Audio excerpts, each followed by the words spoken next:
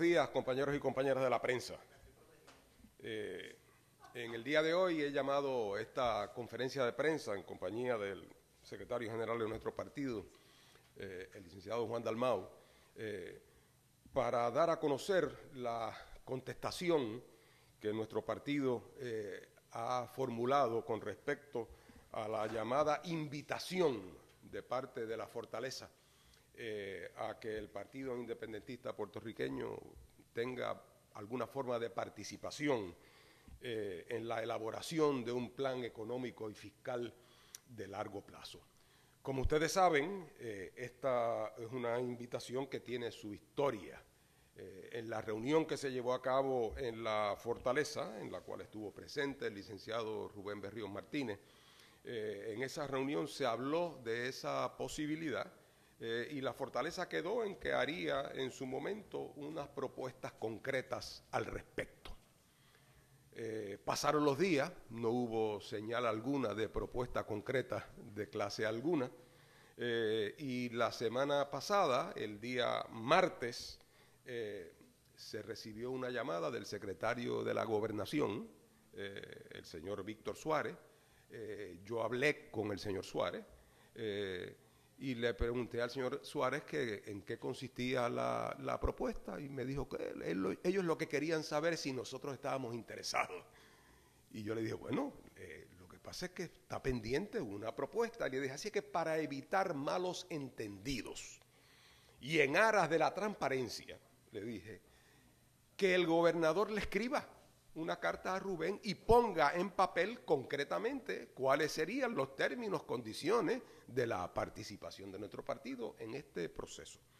3 días después, para mi sorpresa, aunque ya estas cosas no deben sorprenderle, recibimos el día viernes 10 una carta del señor Víctor Suárez, que lo que hace es que en efecto vuelve y hace la misma pregunta de si estamos dispuestos a participar.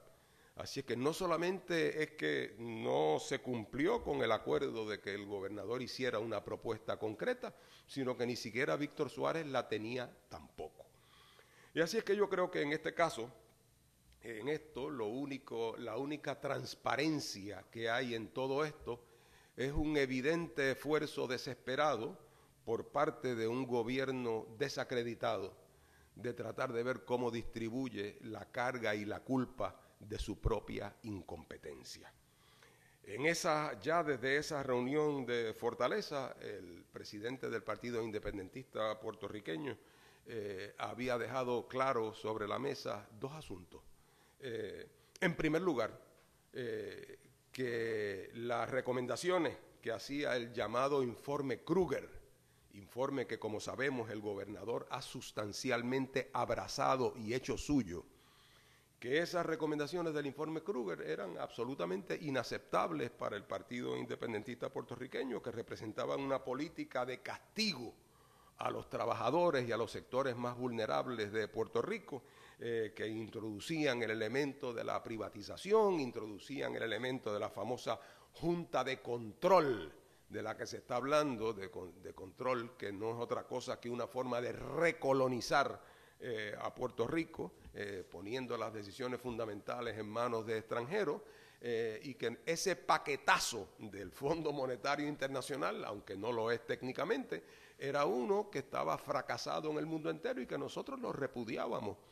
E igualmente le dijo Rubén al gobernador que el fondo del problema de la crisis económica de Puerto Rico, todo el mundo sabía dónde estaba, y estaba en la situación colonial y en las limitaciones de la condición de subordinación política de Puerto Rico, y que hasta que ese problema no se enfrentara de manera simultánea, el problema de fondo de una deuda impagable iba a estar sobre la mesa.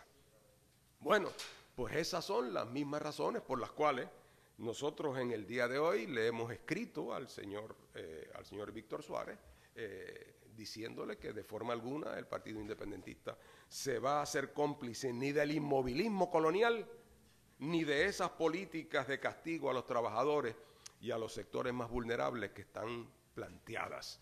Que nosotros, por el contrario, lo que vamos a hacer es lo que hemos seguido haciendo, insistiendo en la necesidad de que se identifique el problema político de fondo y se trabaje de esa manera, y además, naturalmente, insistiendo en las propuestas que venimos haciendo ya hace años de las medidas que hay que tomar a corto plazo en Puerto Rico para tratar de equilibrar las finanzas públicas en Puerto Rico, empezando, como hemos dicho tantas veces, por una reforma contributiva que le imponga el peso que le corresponde a las corporaciones foráneas, que sin ese tipo de medida la crisis se va a seguir ahondando de día en día.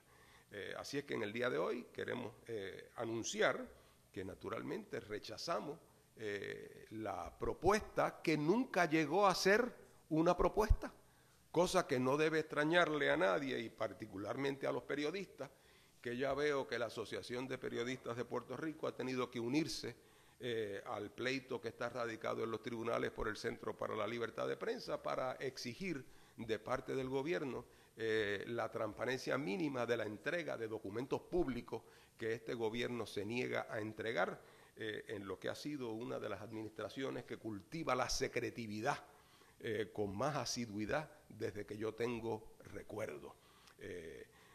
La experiencia del día de ayer evidentemente no augura nada bien para el futuro del manejo de estos temas, porque una vez más se convirtió en una operación de relaciones públicas, a mi juicio sin consecuencias que no fueran las consecuencias adversas. Me da la impresión de que el gobierno de Puerto Rico sigue improvisando y sigue no teniendo una línea o una estrategia clara a seguir. Reiteramos que es hora de que el gobierno de Puerto Rico reconozca que la naturaleza fundamental del problema de Puerto Rico es político, que tiene que ver con la condición colonial, y que las maneras a corto plazo de enfrentar nuestros desequilibrios fiscales suponen la adopción de medidas de justicia en los recaudos contributivos que el gobierno hasta ahora ha ignorado sistemáticamente. Con ustedes les dejo al licenciado Dalmau. Yo lo que deseo subrayar es que ante la crisis que enfrenta Puerto Rico, no son momentos para agendas de relaciones públicas. Y eso es evidentemente lo que está haciendo el gobierno de Puerto Rico. Al citar al liderato político para presentar propuestas e ideas, no se puede tratar de una mera cajita de sugerencias. Es decir, tiene que haber un plan concreto en donde en la reunión que se celebró en Fortaleza se plantearon dos condiciones esenciales por parte del licenciado Rubén Berrío, presidente del Partido Independentista Puertorriqueño. En primer lugar, atender el problema de las relaciones políticas entre Puerto Rico y los Estados Unidos. Y en segundo lugar, que las medidas a evaluarse no fueran la receta neoliberal del informe de la Kruger. Y sin embargo, lo que hemos visto en la acción, aunque en su retórica el gobierno ha querido decir que busca acuerdos consensuados, en la acción es precisamente ignorar el problema de fondo, que es el problema colonial de Puerto Rico, de que no tenemos las herramientas ni que pueden tener en el sistema federal los estados, ni los que pueden tener a nivel internacional los países libres. Y que además que las medidas que se adoptan es la receta con respecto a unas medidas que van a afectar aún más a la clase trabajadora, la clase asalariada. No es casualidad que en el día de ayer múltiples sectores laborales, distintos sindicatos, se unieron en una sola voz para precisamente señalar y criticar esas medidas que está adoptando y que pretende adoptar el gobierno de Alejandro García Padilla. Ante ese escenario, el Partido Independentista no será cómplice.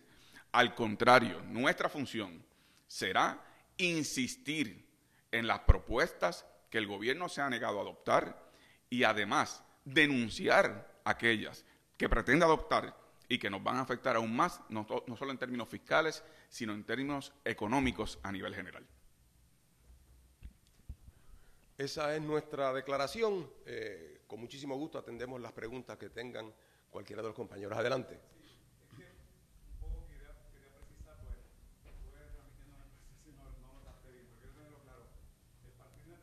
No va a participar del proceso al que fue convocado por el gobernador, punto, o solo participaría si se cumple con esas dos condiciones. Bueno, Ya me parece a mí que es evidente la determinación del gobierno de seguir por este camino pedregoso que no conduce sino hasta el fondo de la cañada. O sea, lo que vimos en el día de ayer, esta actitud de primero decir, bueno, pues vamos a hacer una propuesta y entonces después acordar conmigo que el gobernador va a escribir especificando la propuesta y luego entonces ignoran lo que ellos mismos dicen. O sea, aquí me parece a mí que en este tema de la posible colaboración, no solamente es que no hay bases compartidas auténticas, porque por ejemplo en el tema político ellos están en negación. En el tema de las políticas a seguir están abrazados a la señora Kruger, sino que también en cuanto a la actitud, me parece a mí que hay poca seriedad y que, claro, a nadie se le escapa. Los gobernadores siempre quisieran que el país pensara que ellos están dirigiendo a un país unido detrás de una agenda que ellos determinen. Pero lo que pasa es que en este caso es absolutamente, por eso dije al principio, lo único transparente aquí es la desesperación manipulativa de un gobierno que está naufragando y que quisiera que el país entendiera que la culpa de esta situación no es de ellos, sino que es de todo el mundo, quitándose encima el peso de responsabilidad que le corresponde. Así es que no resultó ser esa iniciativa otra cosa que no fuera un gesto vacío de relaciones públicas que a la larga lo que hace es que refleja su propia superficialidad y su propia bancarrota. Pero concretamente no participa de eso. No, claro que no, en las condiciones previsibles, naturalmente que no. El pueblo espera que haya una unión de todos los sectores fuera de líneas partidistas para finalmente salir, ¿verdad?, de esta situación fiscal tan apretada. ¿Y cuál sería el mensaje que ustedes le darían al pueblo al decir que no van a participar? No, el mensaje es que no vamos a participar en una gestión que nos va a meter más profundo en el hoyo de lo que estamos. O sea, en este momento, adherirse a la estrategia que está siguiendo el gobierno de Puerto Rico es adherirse a una estrategia de empobrecimiento de Puerto Rico y a una estrategia de que continúe el estancamiento. Aquí lo que tenemos que hacer es saltar a otro nivel. Y al nivel que tenemos que saltar es agarrar el toro por los cuernos, de que el problema de Puerto Rico, y eso no es porque lo diga ya el independentismo, ya lo dice el New York Times, lo dice el Wall Street Journal, lo dice el Economist, lo dicen ya todos los organismos de prestigio reconocido en el campo internacional de la finanza, que el problema de fondo de Puerto Rico es su condición de subordinación política.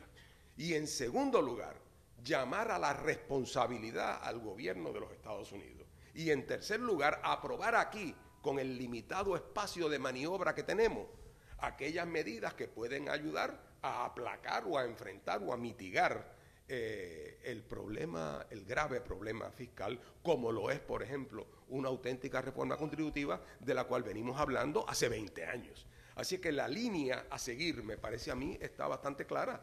Y lo que es evidente es que el gobierno insiste de manera muy tosuda, a mi juicio, y de manera muy empecinada en esta ilusión de que la manera de resolver el problema es siguiendo la tesis de la señora Kruger y diciendo que el tema del estatus no es un tema crucial en este debate.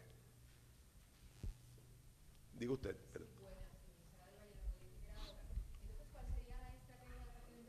Puertorriqueño, ¿verdad? No se van dicen que no se van a adherir a la estrategia del gobierno, pero entonces, ¿cuál sería la estrategia de ustedes para lograr algún tipo de cambio? ¿O se van a quedar mirando mientras vamos al barranco? No estando en el gobierno, como no estamos, y por lo tanto no teniendo el poder para tomar las decisiones que hay que tomar, hacemos lo que se hace desde la oposición, que es que se plantea públicamente, se debate, se discute, se educa, se plantea, se reta, se denuncia el rol de la oposición en cualquier sistema político. Rol, por cierto, que en estos temas venimos llevando a cabo y desempeñando hace mucho tiempo. Lo que no vamos a hacer es diluir la efectividad necesaria que hay que tener en la denuncia para unirse a una iniciativa gubernamental que va a llevar a Puerto Rico al fondo del barranco.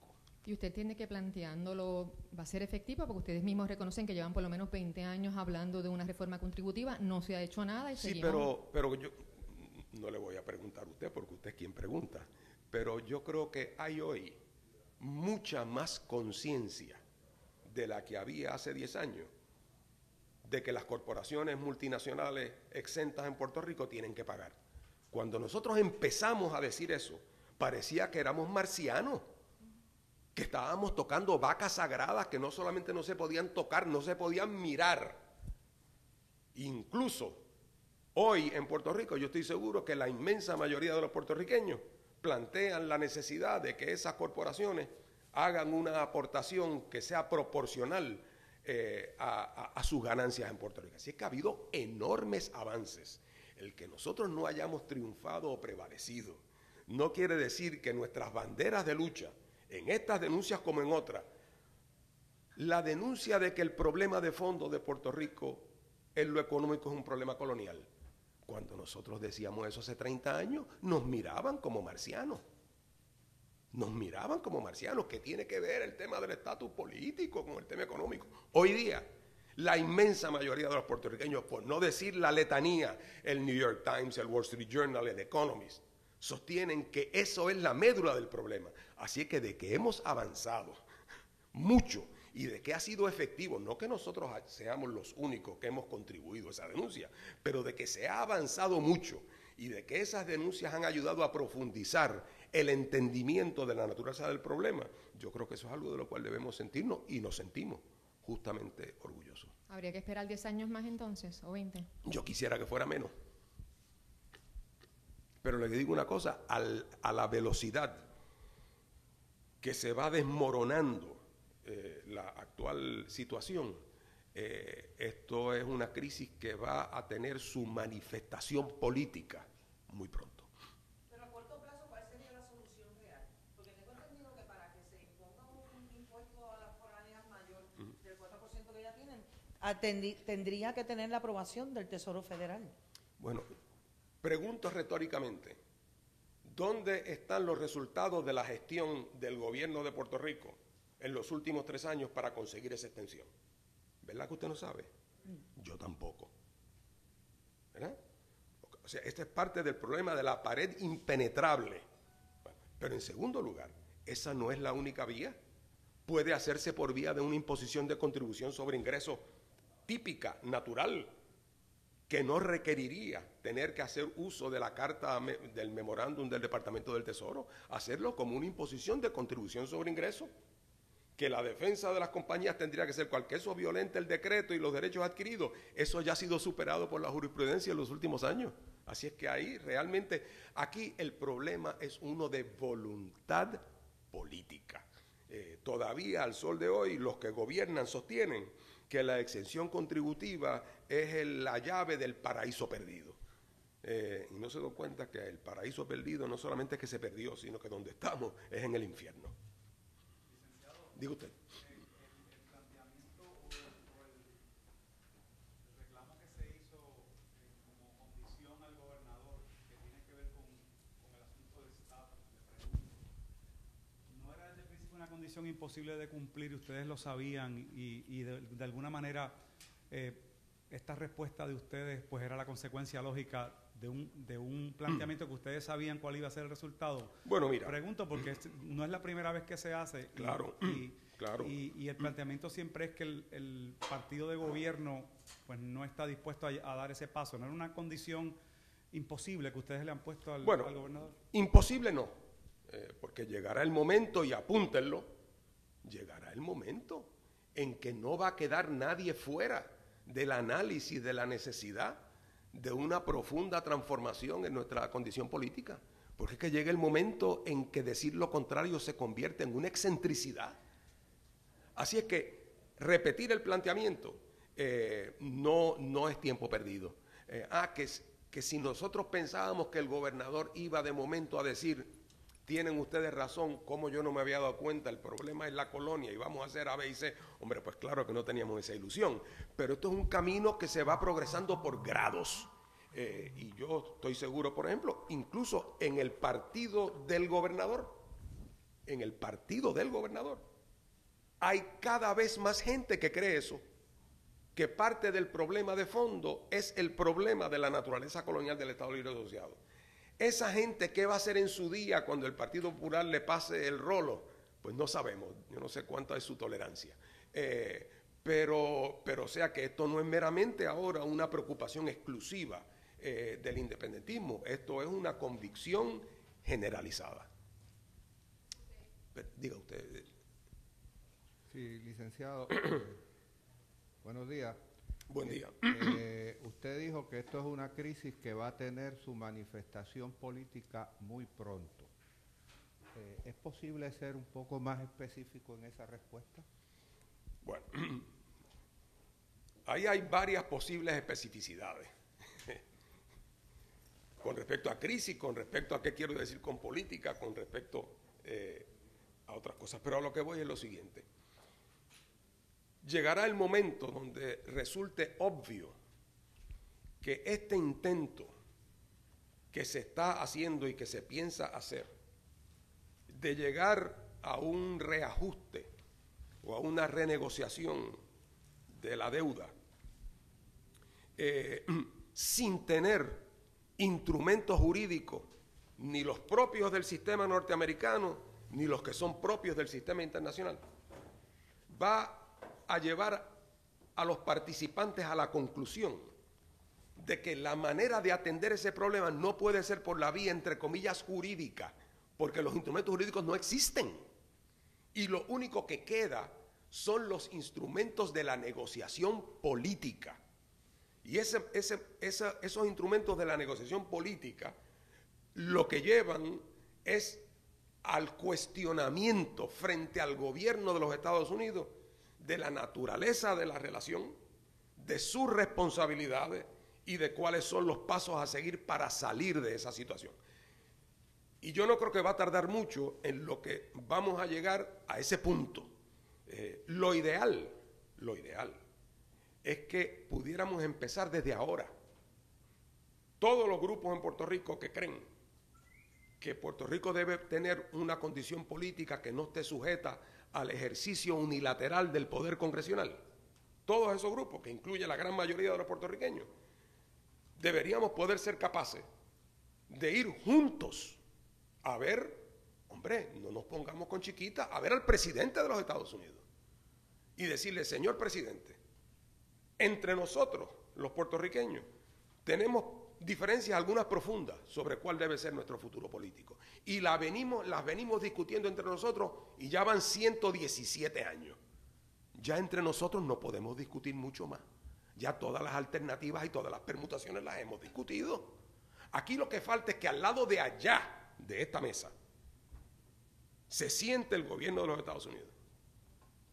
Enfrente los reclamos de cada uno de los sectores de Puerto Rico, determine cuáles son viables desde el punto de vista de los Estados Unidos, más allá del de la independencia, que por naturaleza siempre es viable. Y nos sentamos, los negociemos, y en su momento el pueblo de Puerto Rico pueda expresarse para salir de esta condición colonial. Y en el entretanto, sobre el tema de la deuda, esta es la propuesta. Una propuesta interina, en lo que el tema político toma su cauce. ¿Por qué no hacer eso? ¿No es cierto que la mayoría de los puertorriqueños piensan que Puerto Rico debería tener un estatus político que no estuviera sujeto a la intervención unilateral del Congreso? ¿Lo piensa la gran mayoría de los puertorriqueños? ¿No es cierto que los Estados Unidos han mantenido la boca callada, sellada durante 117 años?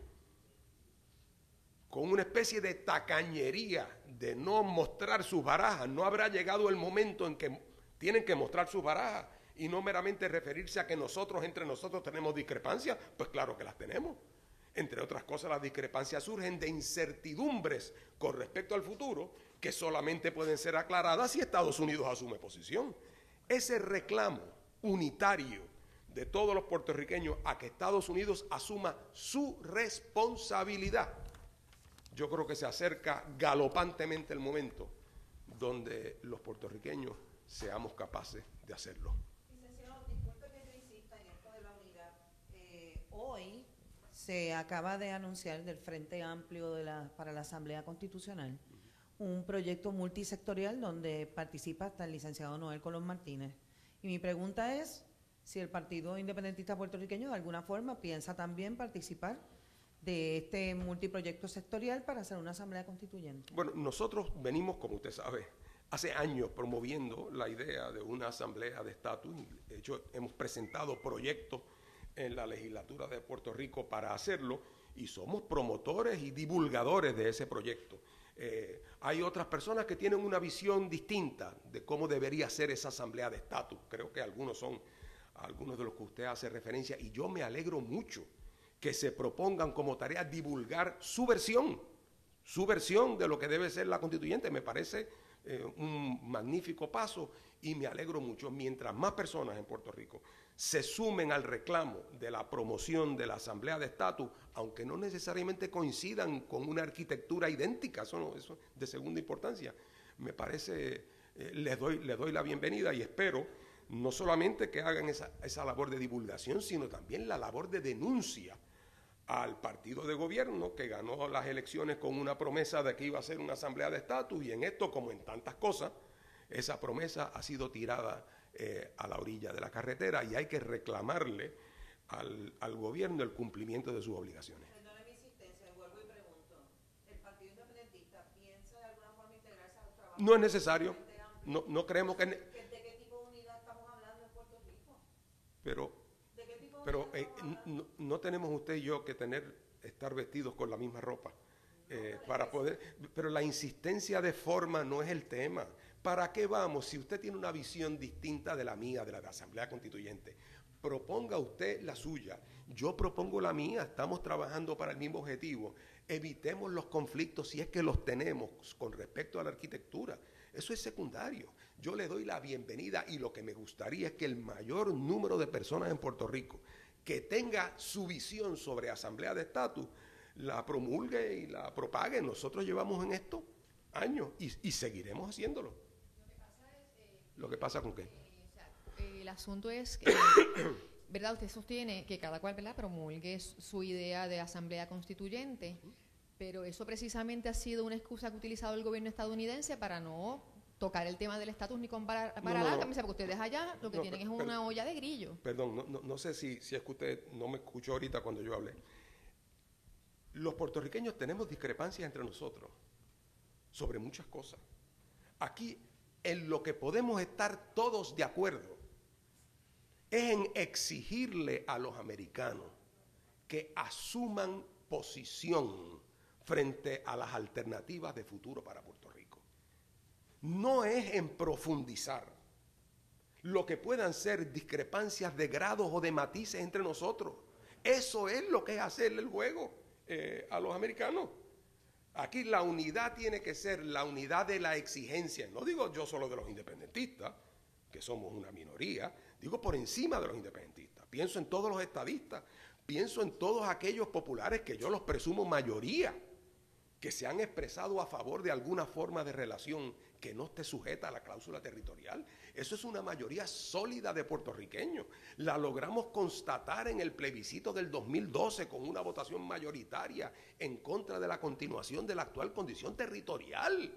Vamos a darle seguimiento a ese triunfo haciendo una exigencia colectiva de que Estados Unidos descargue sus responsabilidades. Esos son los grandes retos. Pero precisamente, licenciado, para hacer una exigencia colectiva tiene que ponerse Puerto Rico primero de acuerdo en cuáles son Mire, si esperamos a estar todos de acuerdo, nos coge el tercer milenio.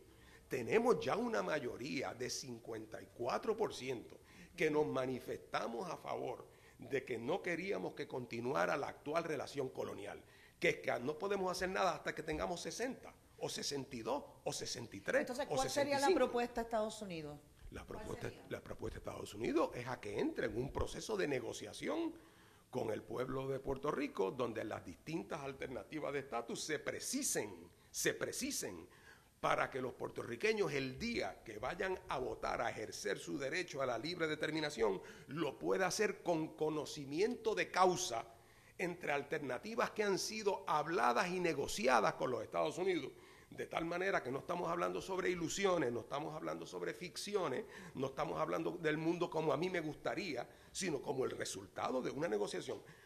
En cualquier otra parte del mundo esto pasaría o sería una cosa tan obvia que en un proceso de descolonización tiene que haber un proceso mediante el cual la potencia colonial entra en un proceso de negociación para viabilizar el cambio. El tema económico, toda esta crisis por la cual está pasando el país tan aguda y tan dolorosa, paradójicamente sirve de telón de fondo para que unos Estados Unidos que históricamente habían ignorado el tema de Puerto Rico ya no puedan ignorarlo. Entre otras cosas porque de los 72,000 millones de pesos que se deben de la deuda de Puerto Rico, como 50 se le debe a americanos que ahora están asustados porque piensan que no pueden cobrar. Oiga, y por eso es que el Wall Street Journal escribe, y por eso es que el Economist escribe, y por eso es que el New York Times escribe. No es porque nos han cogido cariño, es porque por primera vez perciben que sus intereses individuales están pillados con este tema. Así es que eso va a servir de telón de fondo para que se priorice en su momento ese proceso descolonizador. Dígame. Sí, licenciado, perdone que vuelva a la petición de un poco más de especificidades en lo de que la crisis va a tener una manifestación política muy pronto. Mire, Puerto Rico es el 6º país antillano que este año pide reestructurar su deuda. Así que estamos haciendo el número 6 en la lista de turnos. Y si a eso le sumamos los países del área de las Antillas y el Caribe, que están muy cerca de tener que enfrentar esa situación, podemos estar hablando de 10 o 12. Pero Puerto Rico es una de las economías de mayor volumen en el área. El colapso del gobierno o el colapso de la economía de Puerto Rico plantea para los países de la región algún asunto que ayude a darle velocidad a la necesidad de una negociación política en torno a la deuda. Bueno, yo lo que sí puedo decir sobre eso, Jesús, es que por primera vez en mucho tiempo los ojos del mundo están puestos sobre Puerto Rico, que quiere decir puestos sobre cómo Estados Unidos va a enfrentar a su Grecia del Caribe. Después de todo, el primer artículo de calado que salió en el Economist hace 2 años, lo que le decía a los Estados Unidos es, ojo, miren lo que está pasando en Grecia, eso mismo les va a pasar en Puerto Rico. Empiecen a prepararse desde ahora para ver cómo van a bregar con el tema, para que no tengan que hacer las improvisaciones que está haciendo el Banco Central Europeo con el caso de Grecia. Pero no solamente es que los ojos del mundo están puestos sobre Puerto Rico, también en la América Latina hay una conciencia nueva sobre el tema de Puerto Rico que no existía de manera tan aguda hasta hace pocos años. No hay nada más que ver las declaraciones de la CELAC sobre el tema de Puerto Rico y las incidencias en las reuniones que todos conocemos para saber que el tema de Puerto Rico tiene hoy un perfil más alto y que también los Estados Unidos en su momento estarán conscientes de que cómo traten el tema de Puerto Rico, no solamente para satisfacer las preocupaciones de los europeos de cómo Estados Unidos bregará con su Grecia, sino también las preocupaciones de la América Latina de cómo Estados Unidos va a enfrentar una crisis de esta naturaleza. Yo no sé si puedo ir más lejos que lo que señalé en términos de la precisión. En la medida en que se vaya haciendo evidente, como se va a hacer evidente, que aquí no hay instrumentos jurídicos adecuados para enfrentar la crisis, eso va a volcar el problema al terreno propiamente político de la relación Estados Unidos-Puerto Rico. Señores, muchas gracias.